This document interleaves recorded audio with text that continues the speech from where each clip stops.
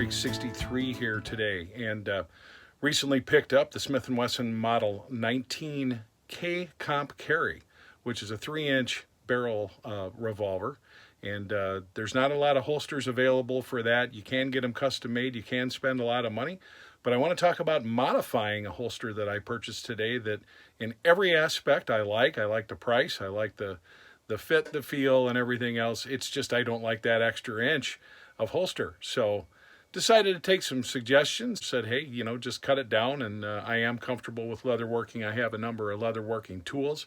And so today we're just going to walk you through that real quick, step by step. Hopefully you will enjoy, and it will be interesting for you. Stay tuned.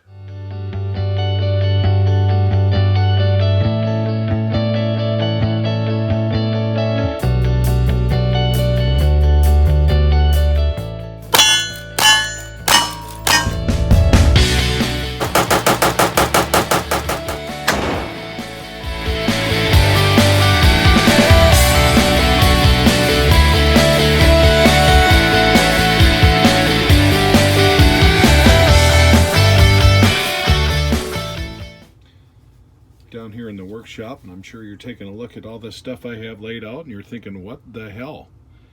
Well, what the hell is this? I've got a concealed carry holster that I like quite a bit, but was unable to find it in the 3-inch to fit this new Smith & Wesson Model 19 Comp Carry, K-Comp.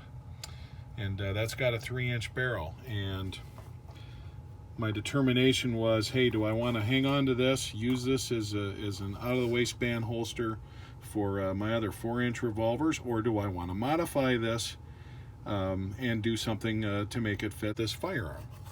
I really like everything about this holster except the fact that it's just too long, so I want to take an inch off of it. So got some tools laid out before you, but basically what we've done is we've measured an inch. We're gonna score that first with one of these leather tools that I haven't had out for a while, and then we're gonna go ahead and actually use a utility knife and carefully, taking our time, cut that inch off.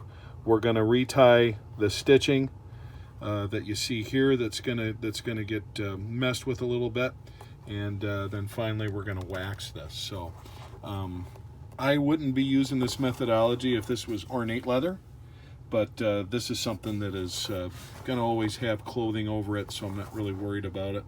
And keep in mind, I'm starting with a holster that cost me all of about 35 bucks. So this isn't a big project from that standpoint, but and I'm not going to bore you with details of here's step 1, here's step 2, but here's the before.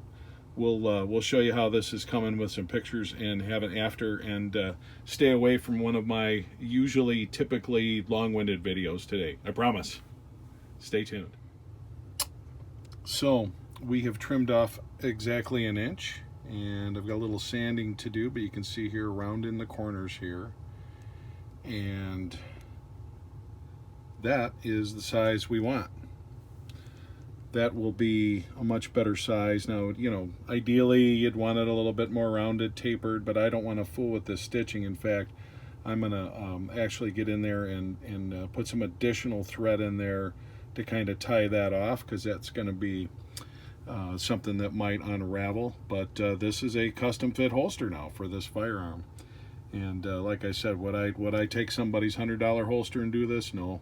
On something like this, it's not for looks, it's for concealed carry. But first step in handling this restitch is to use that awl and make those holes big enough that we can get through with the needle and this synthetic wax thread. Tying off the knots, actually we used a triple knot on all of these, and come back and we still have a little bit of a rough edge looking. But you sand that down, you use some dye, you use some wax, and you end up with something that's going to hold up well. Okay, so you can see we started out with a 4-inch holster, did some cutting, and did some restitching, and some little bit of tanning and some waxing. mostly especially here on these corners. Sanded them down real well, waxed it up real well, and so now we don't have to worry about the stitches coming on apart, things of that nature. And we've got a firearm, which is a perfect fit with its holster. So just a couple things to point out. Don't plan on cutting stitched leather like this if you're going to do a project like this, unless you're willing to re-stitch wherever you've cut across seams, which was here, here, and here. Otherwise, eventually they're going to start coming apart. That's not the worst thing in the world. I was tempted to re-stitch the whole thing. A couple other notes. I didn't have any black dye, but it didn't really matter given what I was doing here. And I also didn't have black thread, but I had real strong waxed synthetic thread. Then I came back and melted wax over the knots, which we'll see how that lasts. But the point of the fact is you have to acknowledge if you're going to cut somebody else's handiwork where they've tied it off, you're going to be left with a situation now that if you don't repair the structural damage you've done, you've really done yourself a disservice. But something like this, if you're looking for that perfect looking holster, you use black thread, you get black dye, and you get the same result. And again, because this is a concealed carry holster, I really don't care. If these threads start coming apart, I might just restitch the whole thing. Again, no big deal. The good news is I do have a holster that's a perfect fit for this guy. Right there. 3-inch holster, 3-inch barrel. So we're pretty happy about that. And that extra inch does make a difference in terms of most of the clothing that I wear.